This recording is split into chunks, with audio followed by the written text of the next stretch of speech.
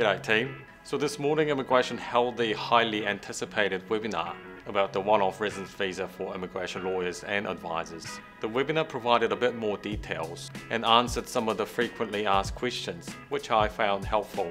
This is a quick recap to cover what was discussed. Oh, and if you're new to this channel, I'm an immigration lawyer and I regularly post videos about immigration in New Zealand. So please make sure to hit the subscribe button now if you don't want to miss out on anything important. And as always, if you have any ideas for video content you'd like to see, please leave them in the comment section below. Okay, now to the webinar. They started by saying that they're not making any comments about whether the eligible visa types will be expanded, since it's the government's decision as to what visas are included and which are excluded. Sorry for those who might have been waiting to hear something positive about the point. For those applying on the basis of skilled or scarce, if the employment agreement does not clearly detail up-to-date information about the hours or the rate, you can provide a letter from the employer mentioning those points. We have a free tool that will automatically generate the letter, and that will make it really easy for your employer to sign the letter electronically. I'll drop the link down below in the comment section in case you're interested. They confirmed that the application will be made online using the current immigration online platform, which means you'll need a RealMe account. They shared some screenshots of the application form which look like this. They are still undergoing rigorous testing, and so they did not release any other pages. They said it won't be released in advance, so it looks like the big reveal will be on 1st of December as planned.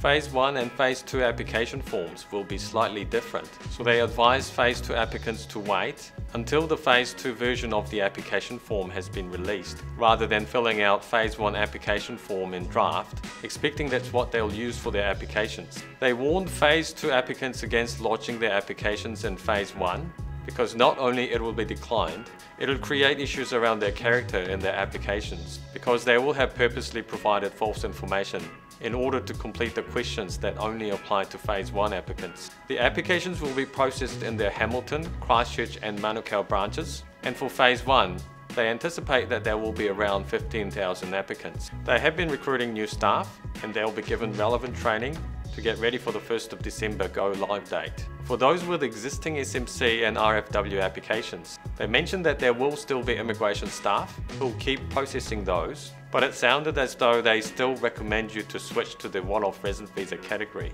And have a listen to what they've said in the webinar today. About whether they apply depending on where they are in the skilled residence queue. We really encourage people to apply for 21RV. Also, check out my video on whether you should switch to the new visa category or not. The link to that video should appear over here somewhere.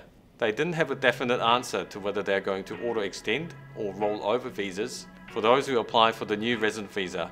All they've said was that they are still looking at options and that it hasn't yet been confirmed. So there could be new developments later on this point. You'll find out very soon.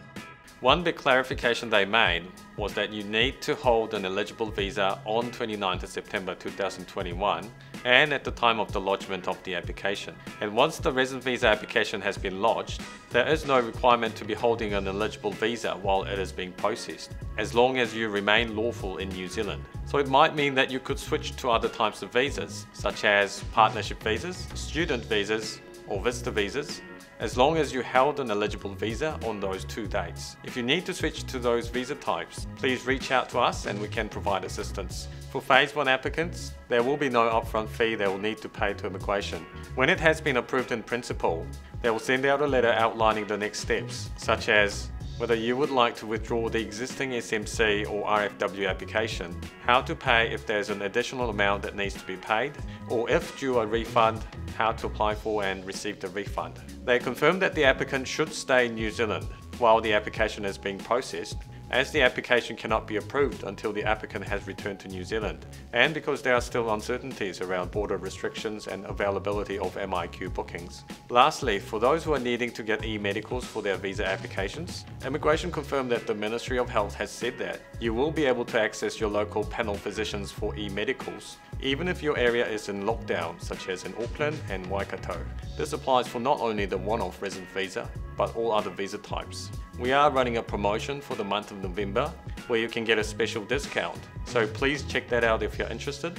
And if you found this video interesting or helpful in any way, please like this video and smash the subscribe button before you go, so I can continue to bring you more content like this. Have a wonderful weekend and I'll see you in my next video. Peace.